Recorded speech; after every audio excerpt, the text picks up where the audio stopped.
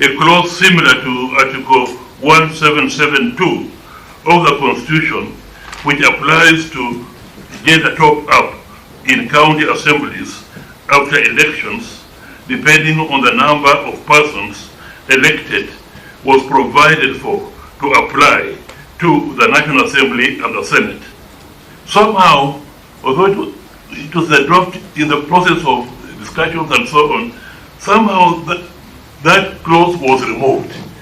And that clause only remained in reference to county assembly.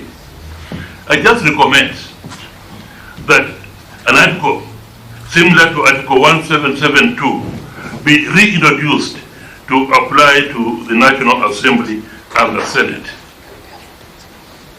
This should be accompanied by a carrot and stick approach, particularly in policies and programs and legislation aimed at political parties, to encourage them to nominate women to elective seats in their strongholds. This will aim at having more women elected parliamentarians so that the top-up figure will be reduced and in the long run, hopefully eliminated.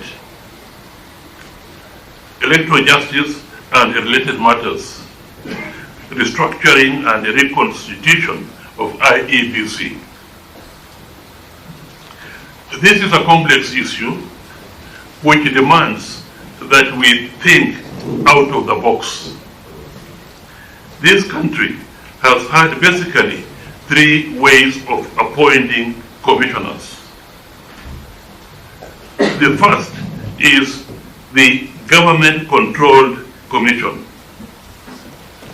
Up to May 1992, the Electoral Commission was basically under the government.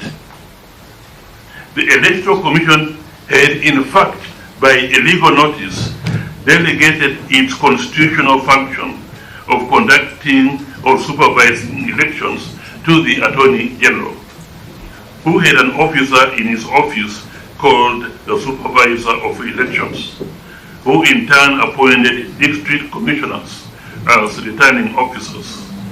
And when I became Attorney General, I was basically also now the chairman of the Electoral Commission. I was in charge of the elections in this Republic of Kenya. But I can tell you that I revoked that legal notice and restored the function of conducting elections to its rightful place, although the President continued to appoint the commissioners.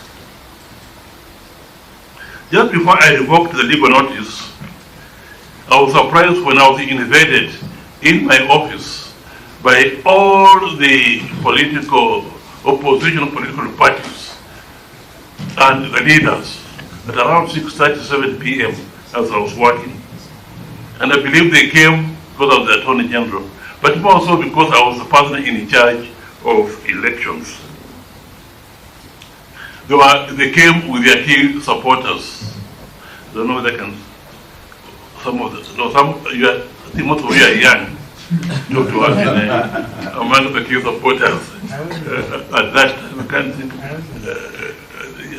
I think a lot of shock. I think the only one who may qualify is. I don't think I was.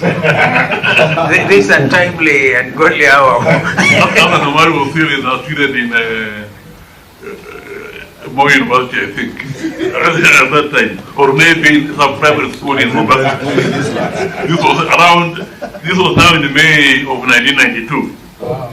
All the opposition political parties plus their key supporters came to my office and made it clear to me that I convey to the President that he disbands the Electoral Commission immediately and new members appointed with their involvement.